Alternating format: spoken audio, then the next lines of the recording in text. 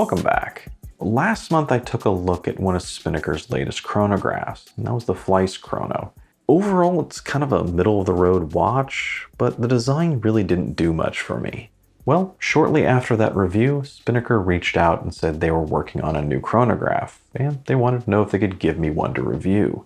The new watch is called the Hydrofoil, and even though it has the same movement and a similar size, I think it has a much better look, with a wavy pattern textured dial that's complete with a fume finish as you head out to the outer edge. I think a lot of people are going to be attracted to the Panda versions, because everyone loves a Panda. But for me, the one I was really interested in is this blue and silver one that we have here. The Hydrofoil is utilizing a Seiko VK73 Mecha Quartz movement, which is the funky one with the double date at the top. And generally watches with these movements are on the larger side, and I think most of that is due to that movement. So here the Hydrofoil is 43mm wide without and 46.5 with the crown. And it also has a corresponding longer lug-to-lug of 50.25. So overall it is a larger platform. And there's definitely some overhang on my 7-inch wrist.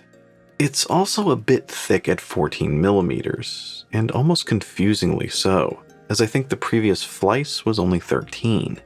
But the Hydrofoil does make up for part of that by having both sapphire and a full 200 meters of water resistance.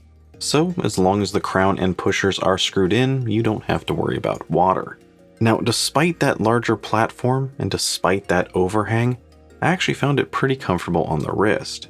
It definitely has some weight to it. I think it's around 180 grams with its bracelet.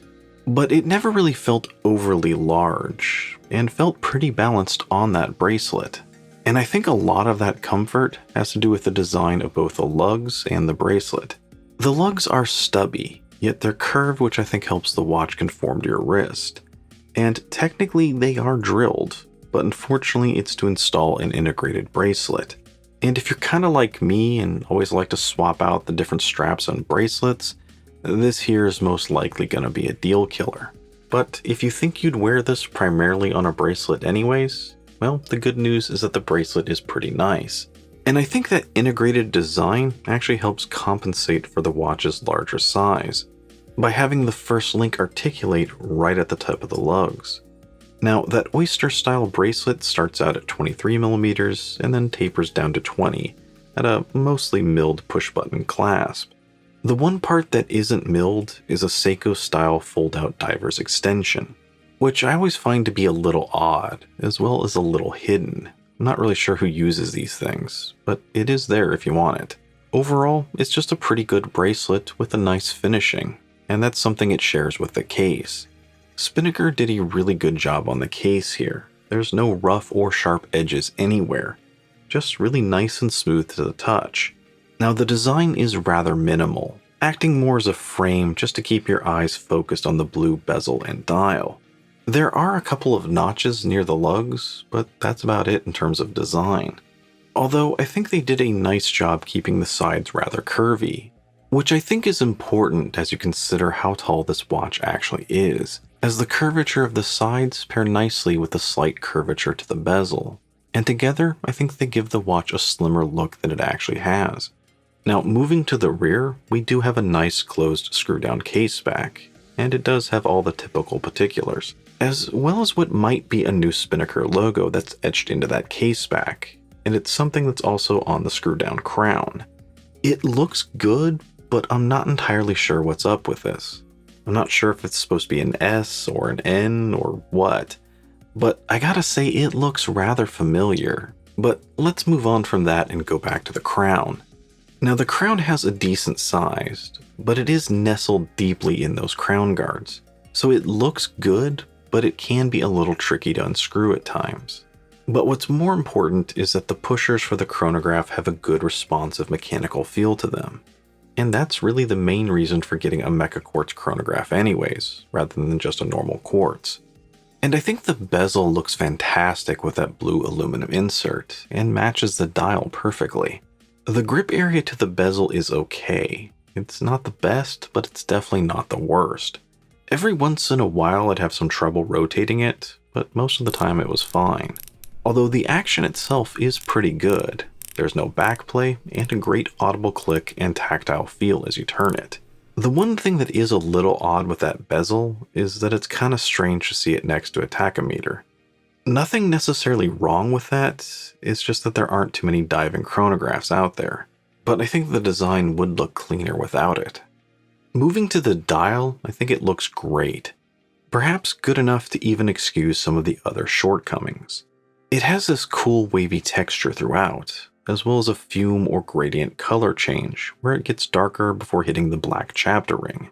Now, moving back to the center, that wavy texture is interrupted by the sunken subdials, which have more of a circular pattern emanating from the center, doing a nice Zen garden impression.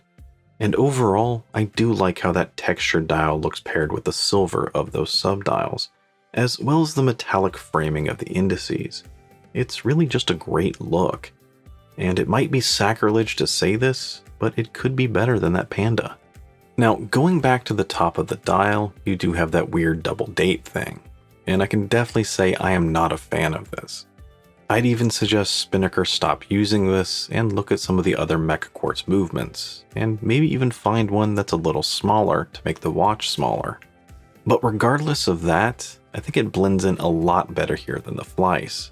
As there, it was really the only thing that was polished and just really stood out. Where here it more blends in with the silver section of the subdials. Taking a closer look at the hands, we see that they have a brushed finish, and this is something they share with the indices. Oftentimes brushed hands seem to stand out, even when they do work with the design. Yet this is one instance where they feel perfectly at home, and I think that's all due to that textured silver pattern coming from the subdials. Now the hour hand may be short, but I think that minute hand is a great length, and I always love a touch of color, and here it has that with the second hand. However, there is a big issue with these hands, and that's because they aren't aligned. Now with the Fleuss, I made a big deal about the chronograph hand not being aligned, and that's because with Mecha Quartz chronographs, unlike Quartz, you can't adjust them after the fact. So for me, that is one thing that has to be done right. And here it's better, but it's still off a little, as well as the minute elapsed hand and the running seconds. Now, from doing a few mod projects, I know firsthand that it can be a pain in the ass to get one of these perfectly lined up. But, I mean, come on, 3 of them? That's just half-assing it. But let's just move on to the loom. Now, just like the Fleuss, the hydrofoil initially looks fantastic, and it really just comes alive, both the loomed bezel and those subdials. But it just doesn't have any longevity, and that might be okay for a chronograph, but it's completely inadequate for a diver. Now, with regard to value, MSRP is $305 here, but after a 15% discount code, you're more looking at $260, which is pretty much in line with a lot of other microbrand chronographs. Aviate and Spinnaker always seem to be cooking up something new, and sometimes those designs work, and sometimes they don't. And overall, I think the hydrofoil is one that works. Now, I'm still not a fan of the double date, and I still don't know what the hell is going on with this logo. And I really wish this wasn't an integrated bracelet. However, despite all of that, I do kind of like it. And as Spinnakers go, this is one of the better ones in terms of design, and believe it or not, overall build quality, at least as far as the case and bracelet are concerned. They just need to get the guy who installs the hands to cut back on the caffeine, and that way they can really focus on those finer details. But what do you think about the hydrofoil? Let me know down below. Or if you can think of any other chronographs I should take a look at, let me know as well.